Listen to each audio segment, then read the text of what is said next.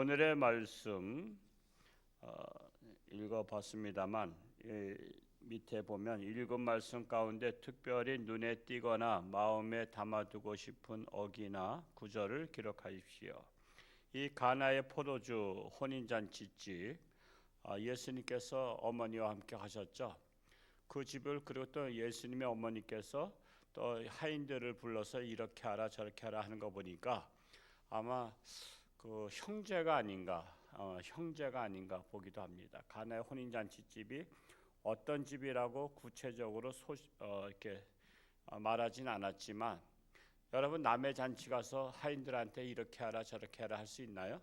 그 정도는 아니죠. 그러니까 그 집에 아마 예수님의 어머니의 자매 집이나 아니면 뭐 친정이나 어떤 그런 관계성 그런 것이 아마 있으리라고 생각합니다. 그런데 혼인잔치에서 포도주가 떨어진 것, 포도주가 떨어지면 잔치집의 잔치가 그냥 시들어 버리죠.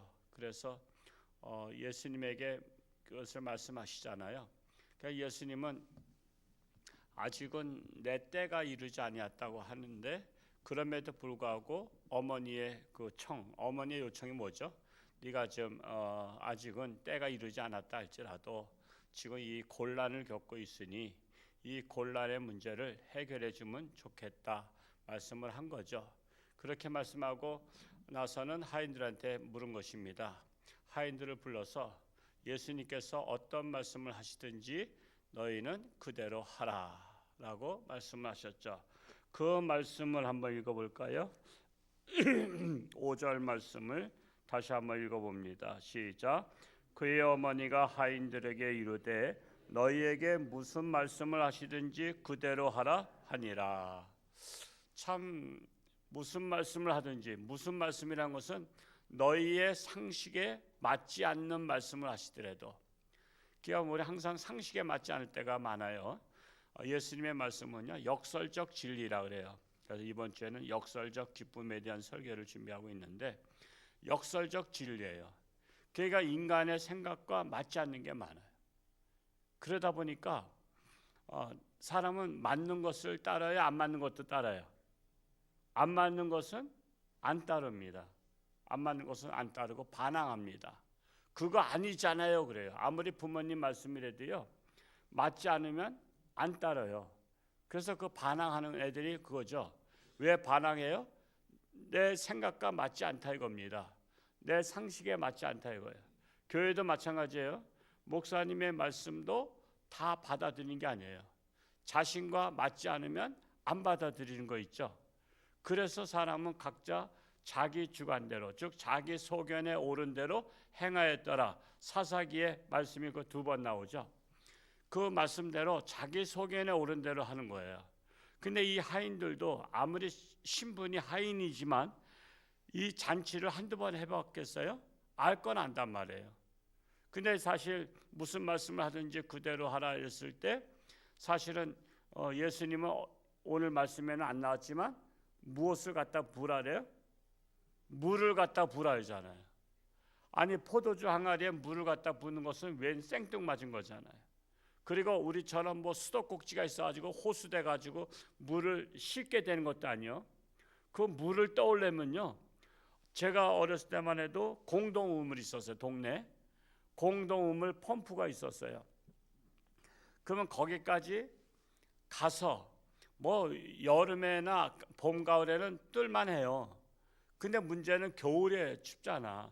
겨울에 물을 들어가서 그 물을 갖다가 한 번 간 길에 많이 떠와야 되니까 양동이를 2개를 양쪽에다 들고 간단 말이야. 그래서 낑낑낑낑 돼서 온다고.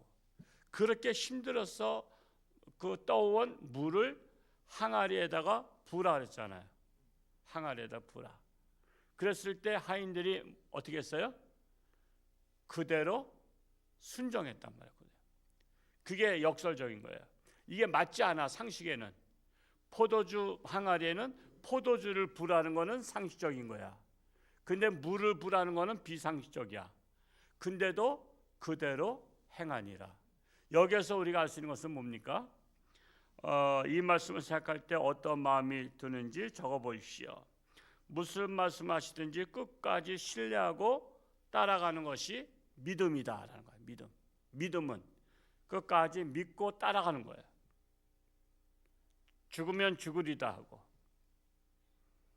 우리가 믿음의 경지가 거기까지 이르러야 돼요. 그래서 우리가 믿음이라는 것을 쭉 이렇게 위에서부터 아래까지 보면, 내 믿음은 예를 들어서 사다리로 말하자면 100계단이 있어. 100계단이 있는데 내 믿음이 좋으면 좋을수록 한 계단씩 올라가는 거야.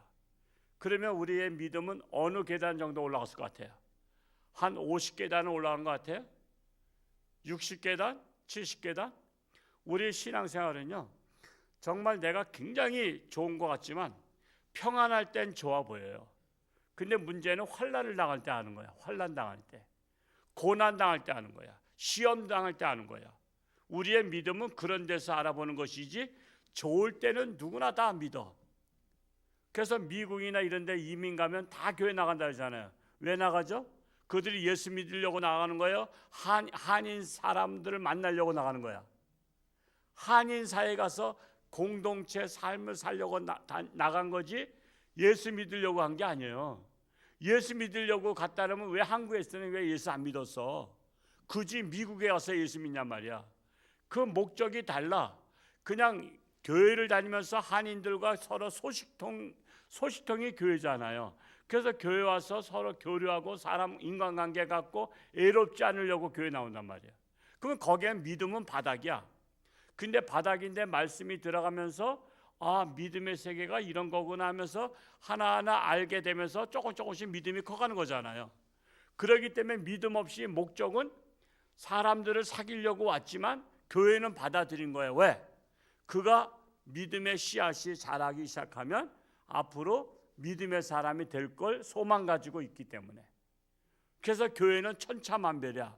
교회는 믿음의 사람이 있고 그렇지 않은 사람이 있고, 또 뭐 어쩔 수 없이 온 사람도 있고, 초청에 의해서 마지못해 온 사람도 있고 막 그러지만, 그러나 그들에게 믿음이 들어가기 시작하면 자라기 시작하는 거예요.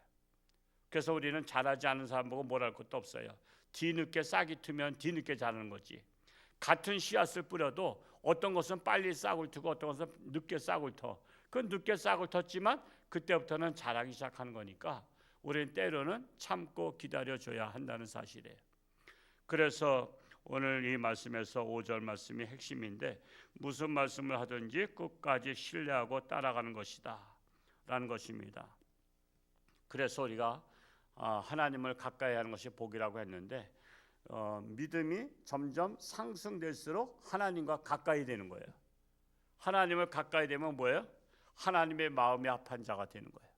하나님의 마음이 합한 자가 되면 뭐 어떻게 되죠? 하나님의 사랑을 받게 되는 것입니다. 하나님의 사랑 받으면 이 세상에서 세상 사람 날 부러워 아니해도 나도 역시 세상 사람 부럽지 않네.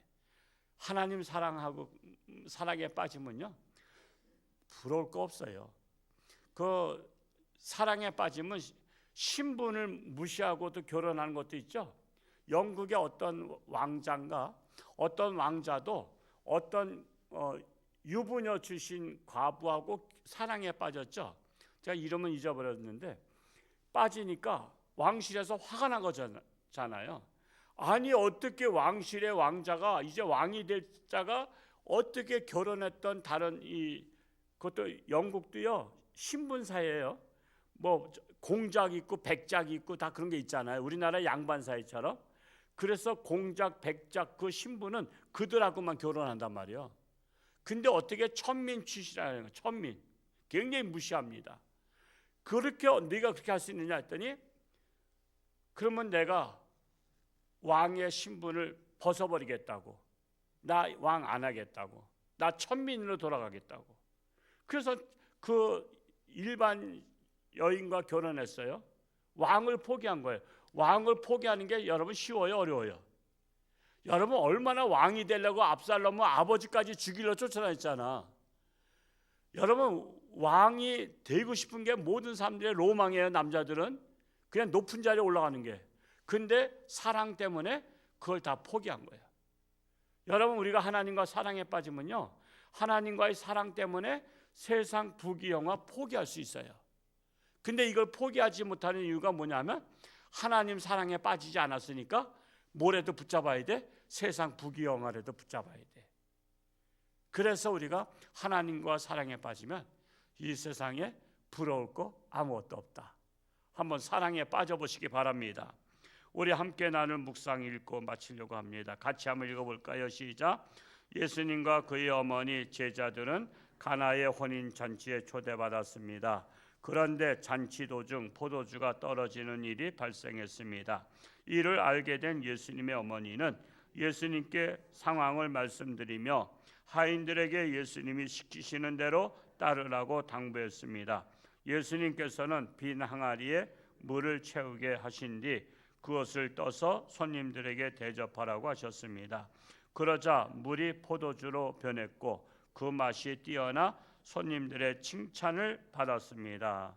그래서 교회는 가나의 혼인 잔치집과 같은 곳이 되어서 예전보다, 저는 목사 입장으로서 예전보다 하나님의 말씀의 은혜가 더하더라 이렇게 적용을 합니다. 여러분은 여러분대로 이 말씀을 가지고 적용할 수 있기 바랍니다. 우리 한 줄의 기도 같이 한번 읽어볼까요? 시작. 기쁨을 잃어버린 잔치집에 다시금 기쁨을 갖도록 물로 포도주로 만든 예수님의 이적을 믿어 무미건조한 세상에 살맛 나는 기쁨을 제공하는 예수님을 모시고 살게 하소서. 이 말씀이 기도 제목 되시기를 축복합니다. 우리가 이상 초청잔치 우리가 맨날 직장생활 하기 때문에 또 이렇게 같이 여럿이서 같이 전도할 시간 없으니까 지금 이제 땅콩 어제도 또 이렇게 귀하신 권사님들이 또 이렇게 막 작업을 하고 그랬는데 시간 되신 분들 나오셔서 틈틈이 작업을 해놓으면 이 신발장 위에다가 이렇게 놓으면 알아서 가져가시고 그냥 새벽기도 왔다 가져가시고 수요기도 왔다 가져가시고 주일날 가져가셔서 여러분의 주변 분들 여러분이 만나는 분들한테 하는 것이 그래도 모르는 사람보다 쉽습니다. 생뚱맞게 하는 것보다 쉬우니까 여러분 그걸 가져가서 또 초대장도 항상 무한 리필하니까 초대장도 가져가서 늘 갖고 다니다가 적절할 때에 또 이렇게 초청할 수 있는 그런 기회로 삼으시기 바라고요. 하여튼 이번에도 정말 구원받아야 될 사람들, 내게 속한 자들이 하나님께 나온 역사가 여러분 통해서 일어날 수 있기를 축복합니다. 할렐루야. 고맙고 감사하신 아버지 하나님, 오늘도 새날 주셨사오니 오늘 하루도 하나님과 동행하며 복된 날 되게 하시고 하나님의 영광에 우리 모든 성도들로 쓰임받을 수 있기를 간절히 소원합니다. 나라가 어수선한 가운데 있지만 그럼에도 불구하고 우리가 깨어서 기도하면 우리나라 하나님께서 지켜주시고 자유 대한민국을 하나님께서 함께 하실 것을 믿습니다. 우리나라와 함께 하신 하나님, 그리하여 우리나라가 세계 선교 복음의 앞장서는 모델의 나라로 하나님께 쓰임받게 되기를 간절히 소원합니다. 참으로 또한 저들의 가정마다 문제들이 해결되고 병마가 떠나가고 사업의 문이 활짝 열려서 하나님 영광 위에 쓰임바 될 수 있도록 은총을 베풀어 주옵소서.